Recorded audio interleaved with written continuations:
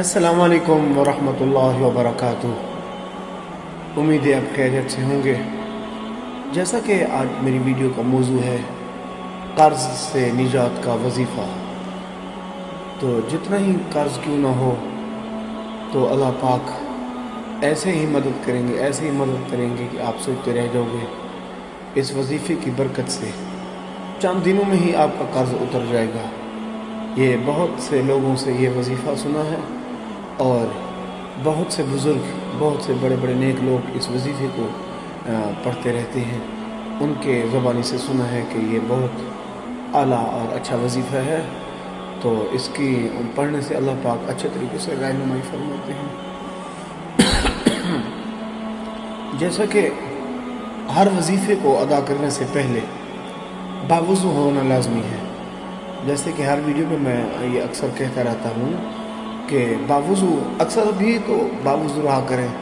کیوں نہ کوئی جنازے کا وقت ہو سکتا ہے، کیوں نہ کوئی نماز کا وقت ہو سکتا ہے، کیوں نہ کہیں پانی نہ ملے تو نماز رہ نہ جائے۔ تو وضو کی برکت ایک یہ بھی ہے کہ رزق کی تنگی بالکل نہیں ہوتی۔ اللہ پاک غیب کے خزانے سے آپ کی جیب کو بھر رہے ہوتے ہیں اس وضو کی برکت سے۔ تو باوضو رہا کریں، اپنی عادت کا معمول بنا لیں، باوضو رہا کریں۔ باتھ روم جانے کے بعد فوراً وضو کر لیا کریں۔ جو ویسے ہی وضو ٹوٹ جائے تو سب سے پہلے وضو کر لیا کریں۔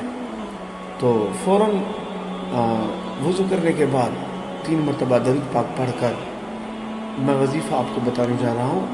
اس وظیفے کو آپ نے ایسے ہی پڑھنا ہے جیسے میں بتاؤں۔ تو قرض والی پریشانی کو اپنے ذہن میں رکھ کر کیوں نہ کہ پہاڑ کے برابر بھی قرض ہو تو وہ بھی اتر جائے گا انشاءاللہ تعالی عز و جل۔ یاد کرو، میں آپ کو پڑھا کر ہی سنا رہا ہوں۔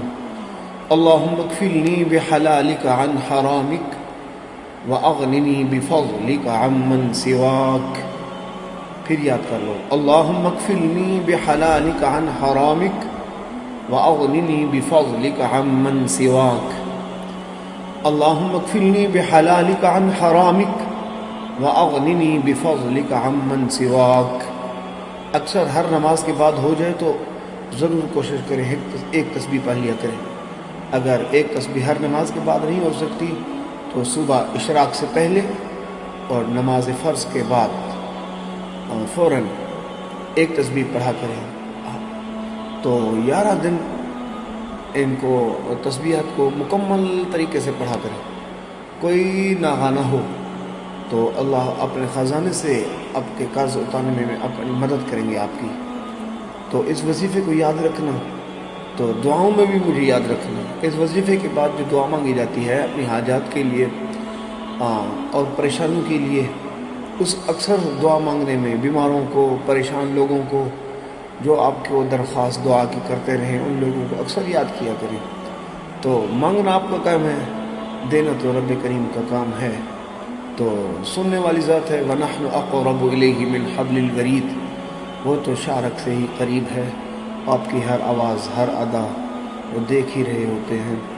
تو دیر ہو سکتی ہے مانگنے میں، لیکن اللہ پاک کا یہ عادات ہے کہ میرے سے جو ہی مانگے میں اسے عطا کرتا ہوں۔ گناہوں سے کی وجہ سے یا کوئی بد اعمالیوں کی وجہ سے یا وظائف صحیح نہ ہونے کی وجہ سے تھوڑی تاخیر ہو